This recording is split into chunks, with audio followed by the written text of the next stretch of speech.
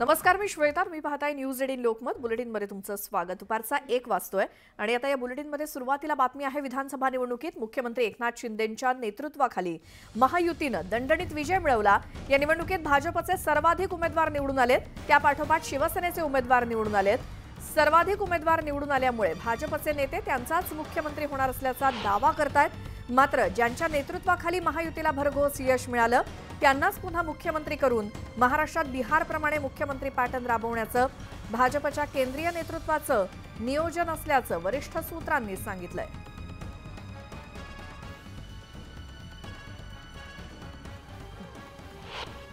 ह्या निवडणुका माननीय मुख्यमंत्री एकनाथ शिंदे साहेब यांच्या नेतृत्वाखाली लढल्या गेल्या. एकनाथ शिंदे साहेब त्यांच्यासोबत उपमुख्यमंत्री देवेंद्र फडणवीस, अजितदादा यांनी ह्या सर्व योजना लोकांपर्यंत पोहोचवण्याचं काम केलं. माननीय मुख्यमंत्री एकनाथ शिंदे साहेब यांचा पुढाकार त्याच्यामध्ये होता. लोकांमध्ये ते मिसळले, रात्रंदिवस मेहनत घेतली आणि एक महाराष्ट्राचा चेहरा म्हणून त्यांनी काम पाहिलं. त्यामुळे बिहार पॅटर्न आणि हरियाणा पॅटर्न या पद्धतीने माननीय मुख्यमंत्री एकनाथ शिंदे साहेब यांना मुख्यमंत्री करावं असं एक पक्षाचा प्रामाणिक कार्यकर्ता म्हणून मला वाटतं. खरं म्हणायला गेलं आम्ही सांगितलं त्या पद्धतीने की बाबा आमच्या तिन्ही नेत्यांनी एक विपाय करून जो मुख्यमंत्री होईल, आमचं मत आहे की शिंदे साहेब झालं पाहिजे, परंतु ते नेते देतील तो मुख्यमंत्री आम्हाला स्वीकारावा. मला वाटतं की आपण जो प्रश्न विचारताय तर त्याला निश्चित स्वरूपामध्ये आहे, परंतु हे एकदाच होतं. बिहार पॅटर्न एकदाच झाला.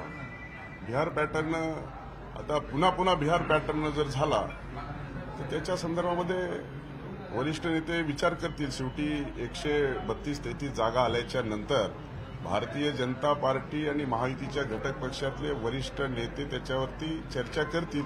मला वाटतं अंतिमता निर्णय राज्यामध्ये होईल आणि तसा फॉर्म्युला आमच्याकडून दिल्लीकडून देखील विचारणा केली जाईल आणि त्या संदर्भात पुढील प्रक्रिया पूर्ण होईल. तर मुख्यमंत्री पदासाठी त्यांच्याकडून उदय कोणकोणते पॅटर्न चर्चेत आहेत आणि ते काय आहेत? श्वेता, आपण पाहिलेलं की विधानसभा निवडणुकीमध्ये महायुतीने भरघोस असं मतदान आणि उमेदवार जे ते निवडून आले.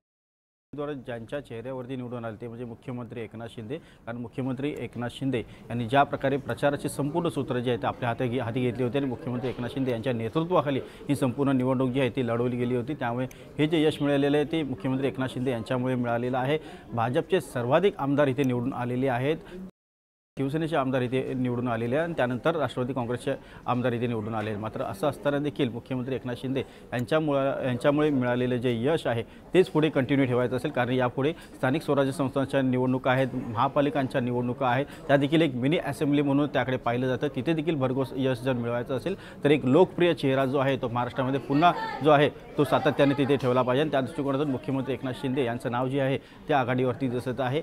बिहार पॅटर्न आणि हरियाणा पॅटर्न यांची जी पुनरावृत्ती आहे त्या संदर्भात बोललं जात आहे. भाजपने या संदर्भात जे स्पष्टपणे केले आहे की बिहारमध्ये नितीश कुमार यांचा चेहरा जो सर्वाधिक लोकप्रिय आहे त्यांच्या नेतृत्वाखाली निवडणूक लढवल्या गेल्या, जिंकल्या देखील गेल्या आणि पुन्हा एकदा मुख्यमंत्री एकनाथ शिंदे मुख्यमंत्री म्हणून नितीश कुमार यांचं नाव जे आहे ते पुढे आणण्यात आलं होतं. त्यांना देखील मुख्यमंत्री बनवण्यात आलं. अगदी त्याचप्रमाणे महाराष्ट्रात देखील हा पॅटर्न जो आहे तो राबवण्यात येणार असल्याची माहिती जी आहे ती वरिष्ठ सूत्रांकडून मिळते आहे आणि त्याच दृष्टिकोनातून मुख्यमंत्री एकनाथ शिंदे यांचं नाव सध्या मुख्यमंत्रीपदासाठी आघाडीवरती असल्याचं सांगितलं जात आहे. आणि एकूणच जर आपण संपूर्ण रणनीती पाहिली तर मुख्यमंत्री एकनाथ शिंदे यांनी ज्या लोकप्रिय योजना महाराष्ट्रामध्ये राबवल्या त्यांची योग्य ती अंमलबजावणी केली. शासन आपल्या दारी असेल, त्याचबरोबर मुख्यमंत्री लाडकी बहीण योजना असेल, या दोन्ही योजनांद्वारे जवळपास 8 कोटी जनतेपर्यंत थेट सरकार जे आहे ते पोहोचलेलं आहे. महाराष्ट्राची जी एकूण लोकसंख्या आहे ती 12.5 कोटीपर्यंत आहे. त्यापैकी निम्म्यापेक्षा अधिक लोकांपर्यंत शासन जे आहे ते थेट पोहोचलं होतं आणि त्याचाच मोठा परिणाम जो आहे तो या महाविजयामध्ये झालेला आहे. आणि या महाविजयाचे शिल्पकार मुख्यमंत्री एकनाथ शिंदे आहेत आणि त्याचमुळे मुख्यमंत्री एकनाथ शिंदे